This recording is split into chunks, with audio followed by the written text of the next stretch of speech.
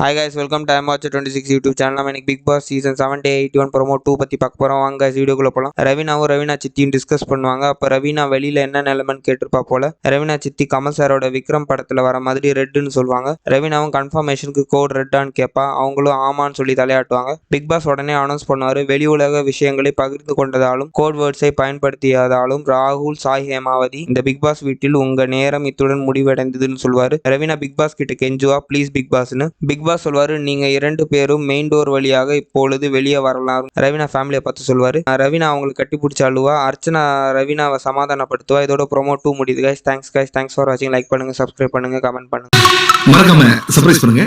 Thank you.